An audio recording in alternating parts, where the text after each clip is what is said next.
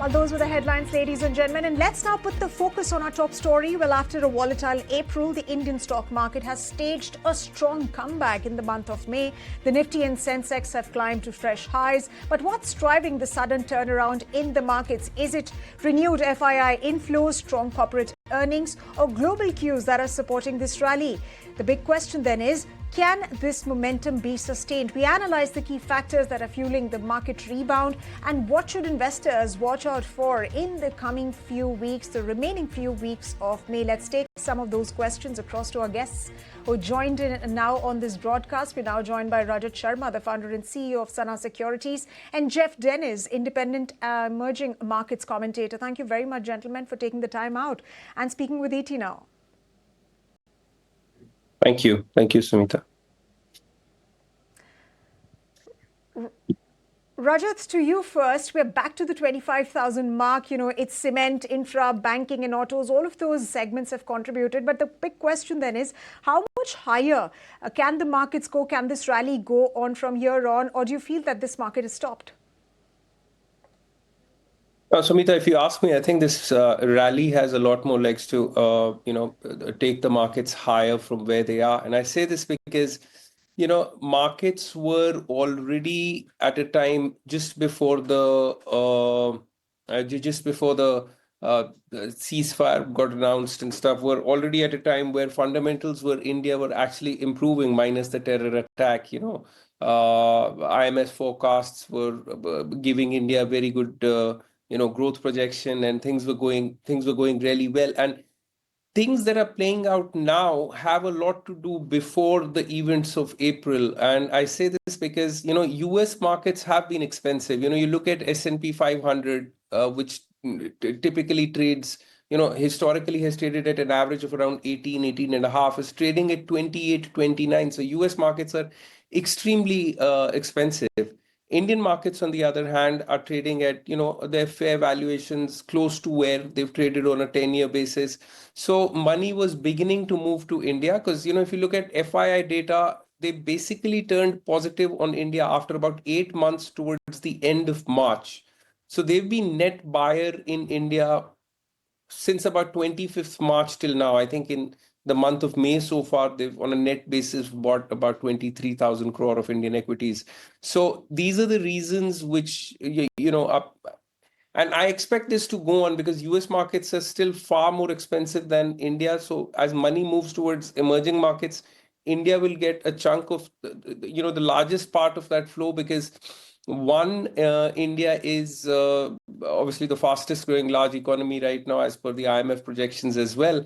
And two, right now is available extremely cheap. And actually, there's another reason that the tariff war between the US and China has not really completely settled down. But between India and China, they've agreed to zero tariff policy on most of the products. So all of this augurs really well. Add to this the fact that inflation has come to, a 13-month low. So it is a given that in the next MPC meeting, which is scheduled for 4th of June, it's a 25 basis points rate cut is a given. So all of this should, in my view, take the markets higher from now on, like next 2-3 months on a short-term basis. But otherwise also, even from a medium to long-term basis, Indian markets are in a very sweet spot. Right, Rajat. So Indian markets were in a rather decent spot. In fact, we've been able to weather some of the geopolitical challenges that have been around, Geoff. And would you agree with Rajat on the fact that, Indian markets have shown resilience? He says that we will move even further from this point of 25,000, that the markets are currently at. What's the current investor sentiment with respect to the Indian markets? I agree with almost everything actually Rajat said. In fact, I think the biggest danger for the Indian market may well not be anything that's going on in India, but whether we get a global pullback again. Because frankly, I think the rally in global markets since we started to get what President Trump likes to call as trade deals, which are not really trade deals, they're actually just the framework of trade deals. This rally may have gone a little far in the short term, but in terms of relative performance, I think India looks very, very robust indeed. It is worth pointing out that although India has done well, in both local and dollar terms so far in May. The three other big markets in Asia, Korea, Taiwan, and China, have rebounded much more. Perhaps they got more oversold, who knows? But and all of them, I think, have challenges. China, with the weak economy and the property sector being still very, very weak indeed. Korea, I think, is going to be a big focus of the US in terms of tariff pressure going forward, because as they've been already to a certain extent. And Taiwan, of course, is entirely driven, almost entirely driven anyway, by technology and tariffs, I think it's fair to say. India, of course, we hope they get a trade deal with the US, whatever that means. But India, I think, is less vulnerable to pressure on the tariff front than are some of these other markets. And I agree with Rajat in terms of the domestic drivers too. The economy looks pretty good. I think there will be an interest rate cut given that very low inflation read the other day. And so I think this is all sustainable, with the, as I say, the biggest risk being, do we get a global pullback at some point? Because I think global markets, especially the US, are getting a little bit carried away here in the short term, because there are still very high tariffs in the US on a lot of overseas countries, in fact, nearly every overseas country. And of course, the US economy, in my opinion, is slowing down, and we still have a recession risk. So for me, the global risk to India is still there. The outperformance of the Indian market versus the rest of EM looks to me very sustainable. Right, Geoff, and some very interesting points that you've made over there in terms of, the domestic factors that are pushing the Indian markets, whether it is the easing of inflation, whether it is power demand that's also surging, the fair valuations that the Indian market is currently placed at. And in fact, there is, of course, some positivity on the IMD rain forecast as well that bodes well for, the agri and rural sectors. Let me come to you on the point of, this conflict, Rajat, between India and Pakistan. There's been an understanding that's been arrived at least in the interim. How are investors like yourselves looking at this? And is there a concern that you see with respect to this development in the market? Although Geoff has said that there are going to be, if at all there are risks involved, if at all there are going to be headwinds for the market, it's only going to be global. I would agree with that view, because the risk that we face from Pakistan and stuff would probably, if history has anything to go by, then this kind of thing flares up every time there is a terror attack, every time there's an act by some crazy lunatics who just come in somewhere and do something stupid. And if history is to go by, then every time an incident like this happens, there is a period of zero terror activities, zero infiltration in India for a foreseeable future. And, nobody is crazy to go to a war for no reason. So chances are that, nothing's going to happen for the next few months or few years for the foreseeable future, after how Indian government and military establishment reacted to this incident. But hey, look, with the kind of neighbors we have, you can never be sure of when things go down and when something. But we've learned to live with it, haven't it?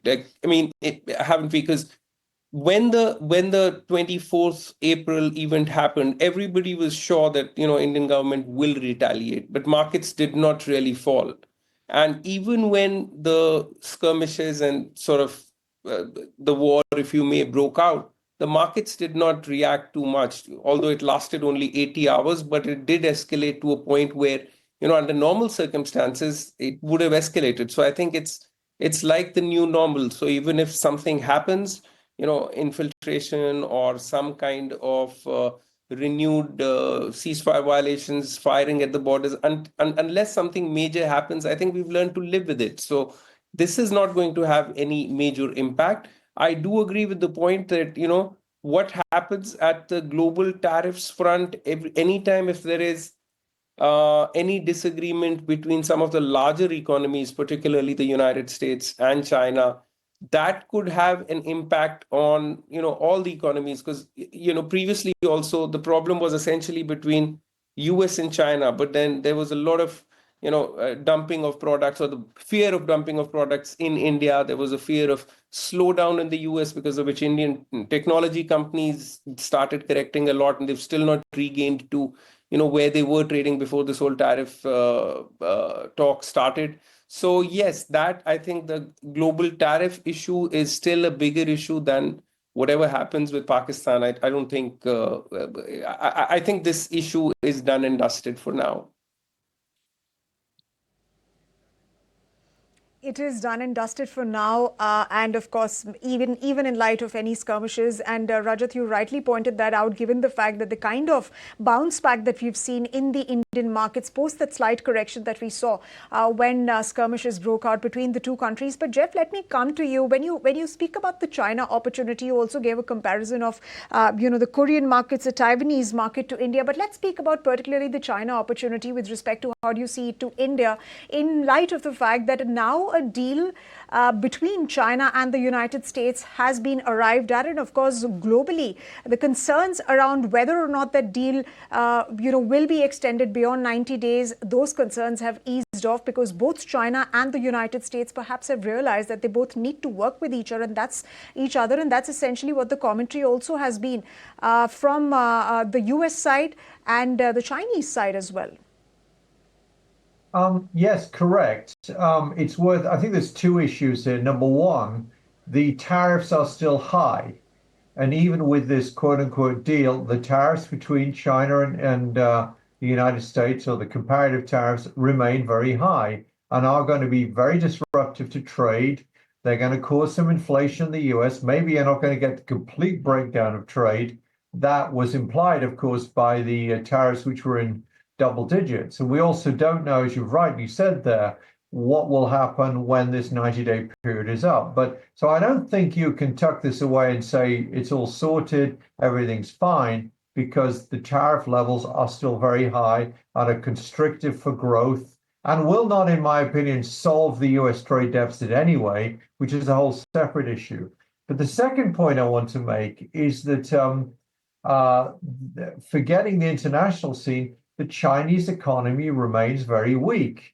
The Chinese government continues to promise dramatic measures to boost consumer spending. But at the end of the day, consumer spending is very weak.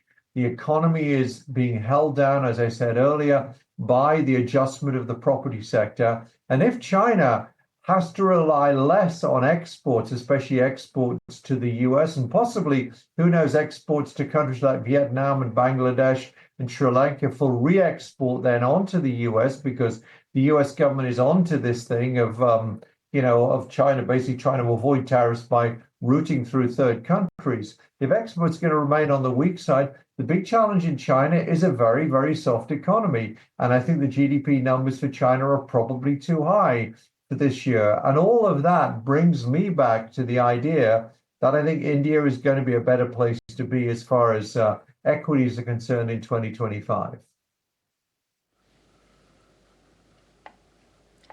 All right, and you sound really bullish about the India opportunity. I'm going to come back to that, and of course, how do you see the FII movement?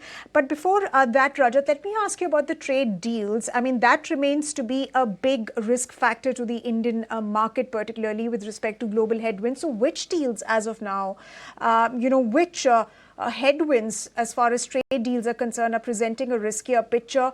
You do have the US-China deal. Both sides have, sort of made up, and, it is the United States which has given more concessions to the Chinese side. On the India-US trade deal front, things are moving smoothly. So which trade deals particularly seem to you risky at this point? Short answer is neither. Because I'm convinced that over time all of this would settle down, and no matter how you look at it, there will be, quite frankly, there is not much happening from India to the US which could impact any of the. India is still by far, when you talk about listed players, a very domestic play. Barring pharma and barring auto ancillaries, I don't think anything in the listed space is going to get deeply impacted by US trades in the first place. You have automobiles. Tata Motors was, I was looking at this one company, could get impacted because JLR, Jaguar Land Rover, which is about 65% of their revenue, they had a 28% tariff slapped on them because that's a subsidiary which is a UK subsidiary. Now that has been reduced to 10%. The latest round of talks, Donald Trump said that India has agreed to a zero tariff for most US products, and we've agreed to the same. But then he changes his statements pretty regularly. So I don't know how eventually it will all pan out, because pharmaceuticals, if you were to talk about most of the pharmaceuticals that India sends to the United States are actually, they're not going to be able to set up a plant overnight. So if India stops supplying those pharmaceuticals, they're not going to buy alternatives immediately or set up plants there. So even in case tariffs are high, what will happen is it'll get passed on to the US consumers. So that's for pharma. And in auto, things have anyways started looking like, they will even out with time. Banking and defense and railways and a lot of these other sectors that I'm looking at, FMCG, they're pretty domestic. So Indian economy that way is not unlike China, which is manufacturing and sending a lot of stuff to the US. India was anyways not sending a lot of stuff to the US. What we're sending to the US is services, particularly, in the IT sector and stuff. And that could get impacted if there's a general slowdown in the United States and companies there stop paying so much to Indian IT service providers. So, frankly, I'm not, and I've never been worried about what comes out of this tariffs, or, as Geoff said earlier, the repercussions for India, the worry for India would be what happens between the tariff problems that US and China have of their own. If there's high tariff on some of the things, like, there's high tariff on steel for that matter, although China sends very little to the US, for a while, a lot of it could get dumped in India at a cheaper price and in other countries. Those are the kind of worries that you have, but not particularly between India and US per se. Right. Because, Rajat, why I asked you that is because there's been mixed kind of commentary coming in on a trade deal with the United States. Donald Trump having claimed that India has agreed to almost zero tariffs. However, that's not really been confirmed, because India has maintained for a very long time that any deal that India strikes, whether it's FTAs or a bilateral trade agreement or any interim deals, that those deals have to work for the benefit of the Indian market as well. So on that note, since we're talking about the US market, Geoff, what's your view on the dollar, and how do you feel it getting strengthened further in the coming few months? I think the dollar goes down from here, and obviously it fell very sharply after so-called Liberation Day, and it's stabilized and rallied a little bit since then. And of course, the Indian rupee, which you've got up on the screen now, has rebounded very nicely by about 2.5–3% since its lows. A weaker dollar has always been, for me, one of the best triggers, if not the best trigger, for emerging market outperformance. And I think what's going on here is the effect of all of these tariffs and all of this uncertainty on the US economy is going to produce very, very weak growth for a period of time, unless all the tariffs go away, which I just think is not going to happen. Even though, as Rajat says, they may settle down for a period of time, but they're not going to all go away. So I am very concerned about the US economy in the next, let's say, 3 to 4 quarters. I'm also very concerned about this huge tax deal, beautiful tax deal, whatever they call it, that the Congress is working on, which is going to blow the budget deficit out further and push the debt level up further as well. And all of this, I think, is negative dollar. And although we've stabilized here recently, I think the dollar is going to weaken, and that is going to push money across to emerging markets generally. That's been the historical record.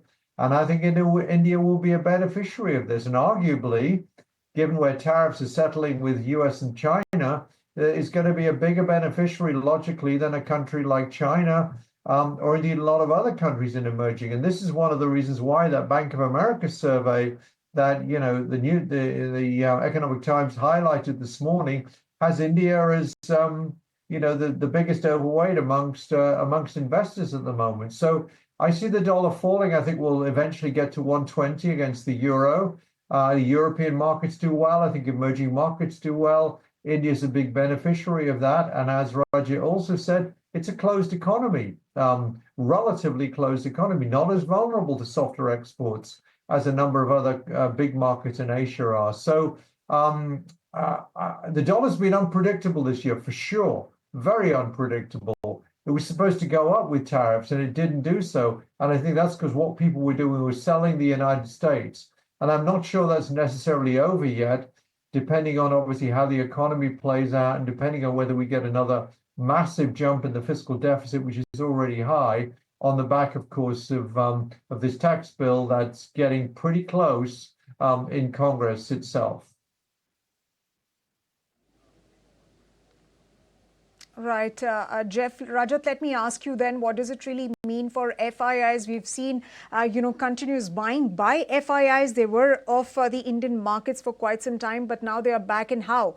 Definitely it's good news, but do you see FII buying continue in the next coming few months, given the fact that, the kind of discussions that we are having, that India has very little risk, at least domestically. We have very solid macro factors supporting our economy and hence the markets as well.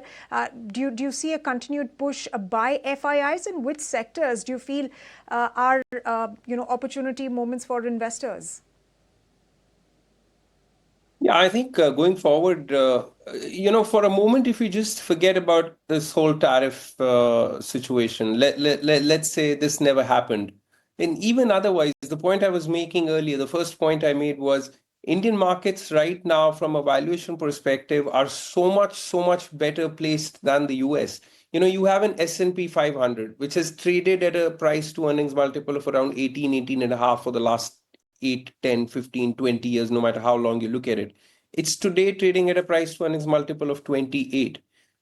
With this backdrop, you have a situation where dollar is getting weaker, which makes it more attractive for foreign institutions to buy India and other emerging markets. India right now is fairly priced. China has, a lot of uncertainty around what happens with the tariffs eventually. So obviously, a lot more money will flow into India and will keep flowing into India. Now, which sectors will FIIs buy? You have to look at which sectors they have traditionally bought, and I think that's financials. That's where they buy. And a lot of the FI buying in India happens in frontline indices. And our frontline indices, if you look at Nifty 50 or any of these bank Nifties and whatever, are dominated by financial services. So their favorites, the likes of HDFC, Reliance, TCS, Infosys, maybe technology stocks, because technology is right now available at very, very cheap valuations. Having said that, I do agree with the point that there is a very genuine risk of some slowdown in the United States.